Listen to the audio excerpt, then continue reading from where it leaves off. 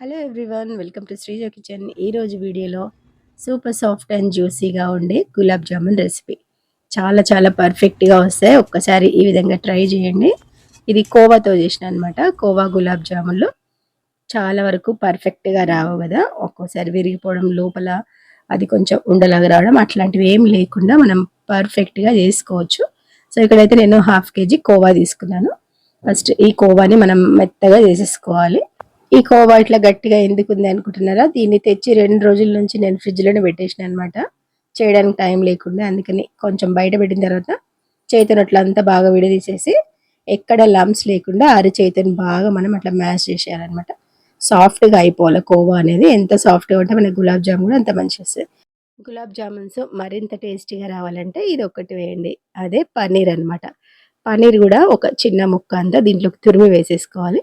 ఈ పన్నీరు కోవాలోకి బాగా కలిసేటట్లు దీన్ని కూడా అరిచేయితో బాగా అట్లా మ్యాష్ చేసేయాలి. చూస్తున్నారు కదా, మొత్తం కోవా అంతా సాఫ్ట్గా అయిపోవాలి. దీంట్లోకి ఒక పావు స్పూన్ కంటే కొంచెం తక్కువ బేకింగ్ పౌడర్ వేసుకోవాలి. తర్వాత ఇలాచీ పౌడర్ కూడా ఫ్లేవర్ కోసం. దీంట్లోకి 100 grams వరకు మైదా వేస్తున్నాను నేను. 1/2 kgకి 100 grams అయితే కరెక్ట్ కొలతలు అనమాట. సో చూస్తున్నారు కదా, మైదా ఇంకా బేకింగ్ పౌడర్, ఇలాచీ పౌడర్ అంతా కోవాలో కలిసేటట్టు మంచిగా కలిపేసుకోవాలి. గులాబ్ జామున్స్ క్రాక్స్ రాకుండా ఉండాలంటే ఒక 1/2 స్పూన్ అంత వాటర్ని స్ప్రింకిల్ చేసి మనం మంచిగా తడిపి పెట్టేసుకోవాలి. ఈ కోవాని చూస్తున్నారు కదా, మంచి సాఫ్ట్గా అయిపోయింది కదా.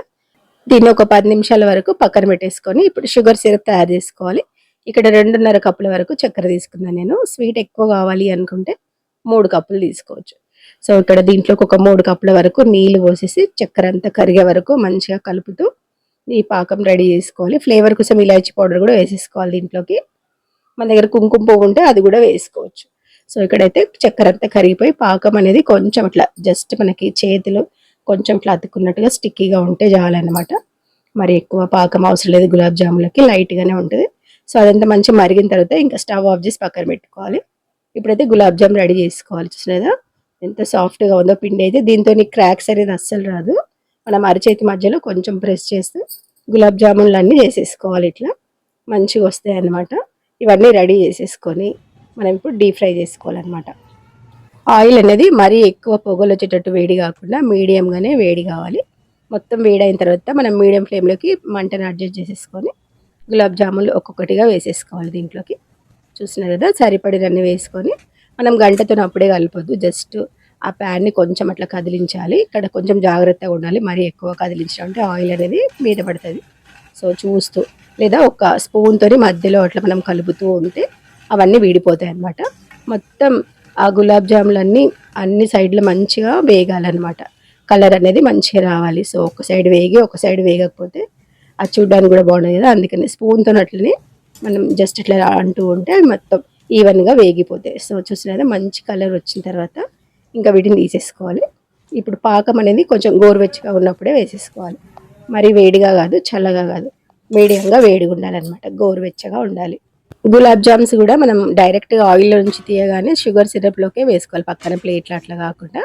చూసినారు కదా, అట్లా వేసేసుకొని ఒక 2 గంటలు పక్కన పెట్టేసినామంటే చాలు.